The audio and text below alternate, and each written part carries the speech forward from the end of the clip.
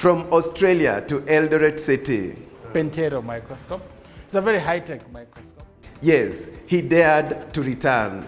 At that time, we were 7 neurosurgeons in this country. Yes, meet Dr. Florentius Koech, one of Kenya's top neurosurgeons, as he explains why he returned home. I made the decision to come back home because I thought that is where I would have an impact. And how he established Tophill Hospital in Eldoret City, a hospital known for neurosurgery. If we have homegrown natured facilities that we can trust and support, that will go a long way.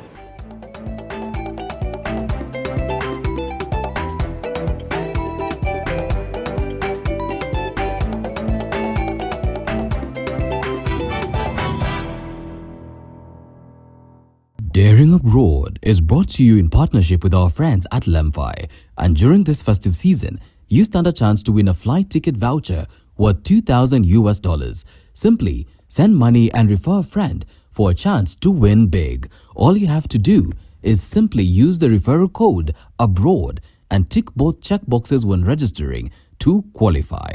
New users will also get $20 back on their first transaction of $50 and above. Hurry, start sending and referring now. For more details, kindly follow the link on the screen.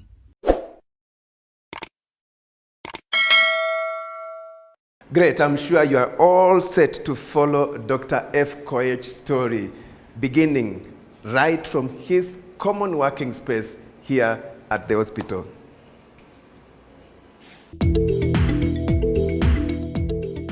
This is called Pentero microscope.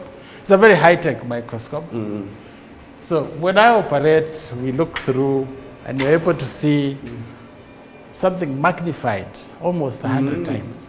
So whatever is small, you see it big. So you can, a small organ in the body, you can see it, it magnifies to make it big. Yeah.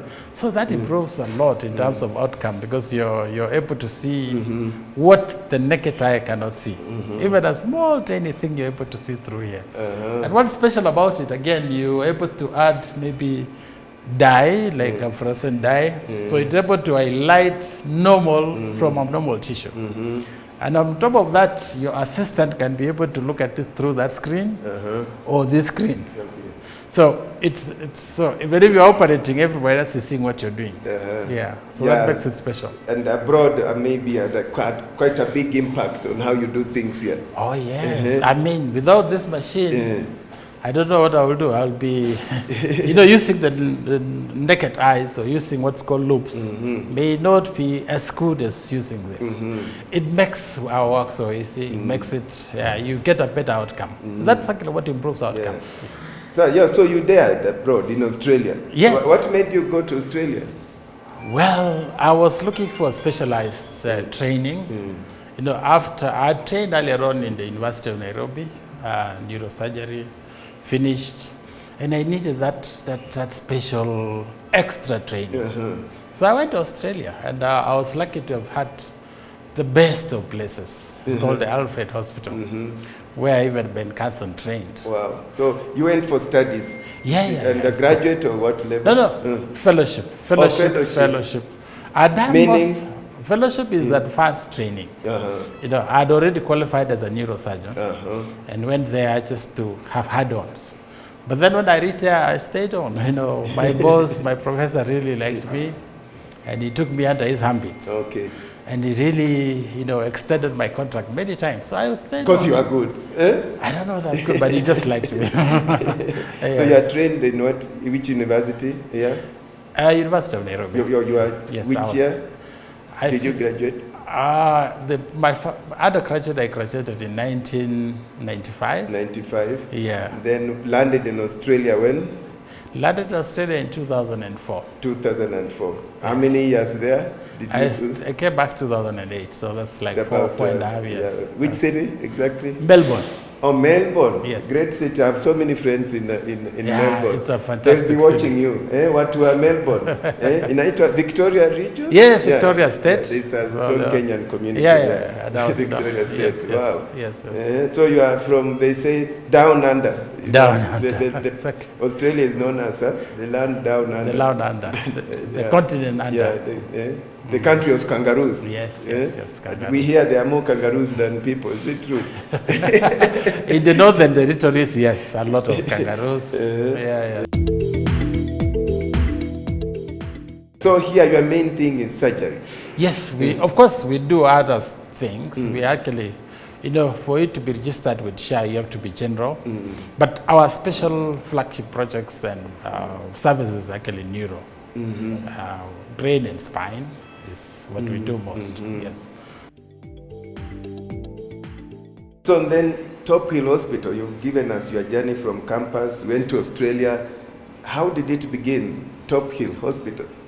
So it reached a point I had to come back from Australia. And I know many doctors don't come back after they have gone out there, but I made a conscious decision to come back to Kenya.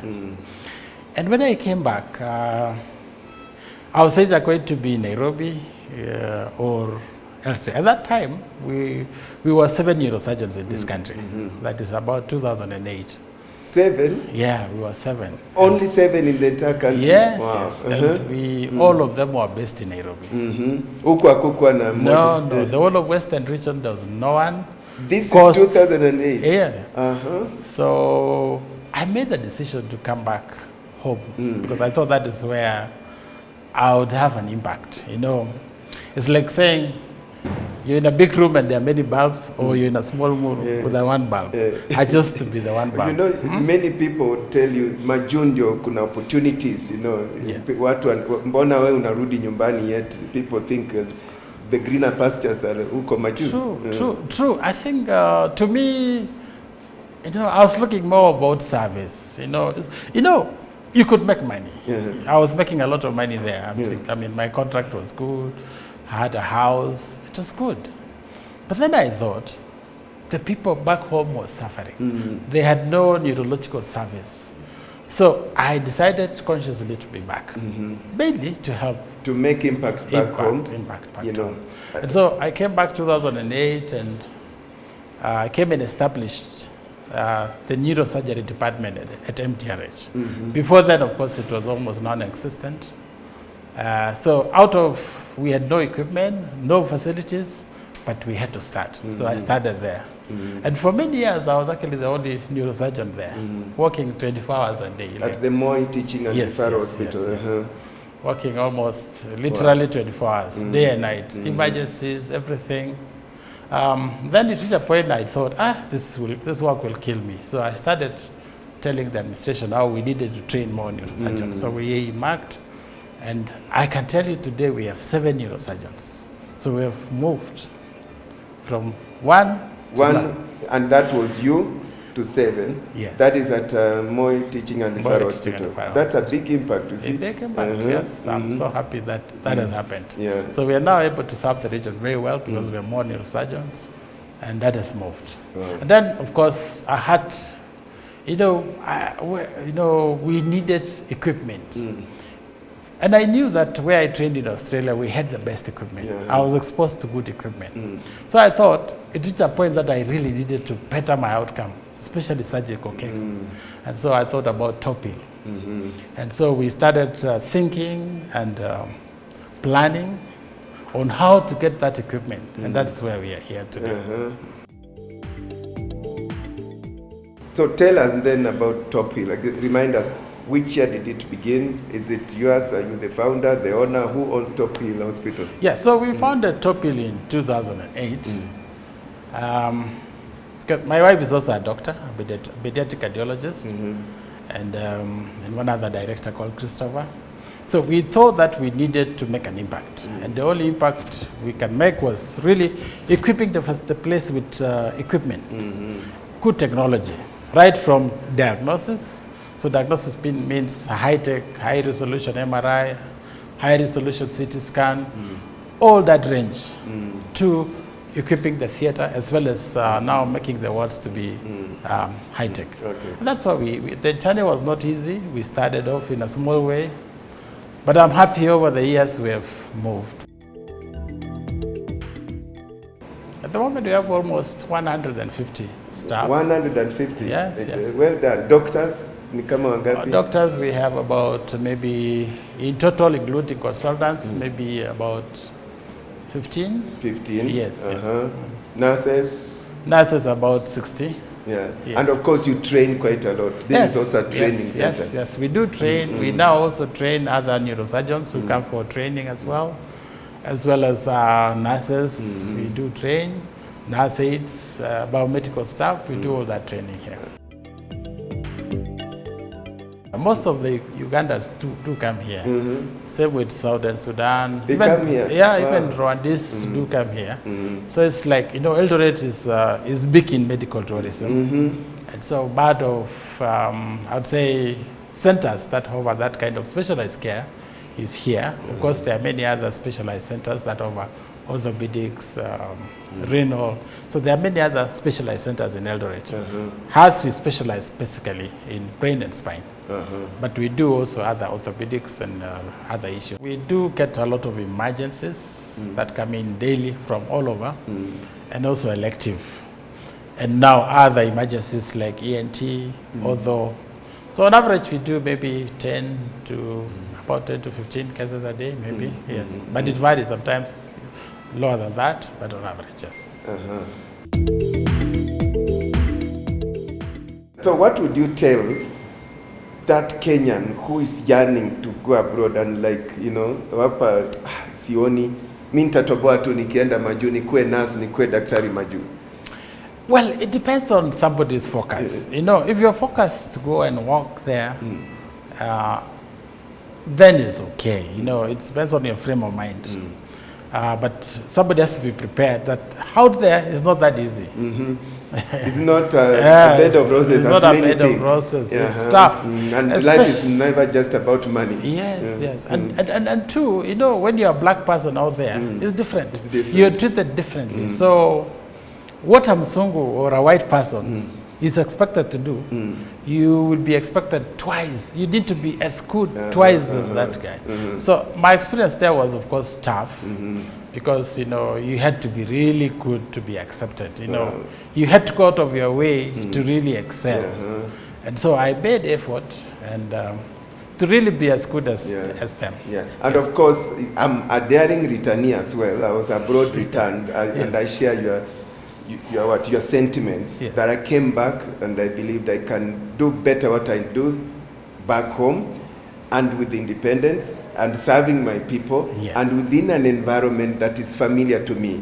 Many things, including food, weather, your social capital. Social capital in life is quite important, and I think maybe that's what you mean. Exactly. One thing I really appreciate here is, the appreciation. Out there, you're a good doctor. Their entitlement. They're entitled to this service. That is it. Even if you do how much, they're entitled.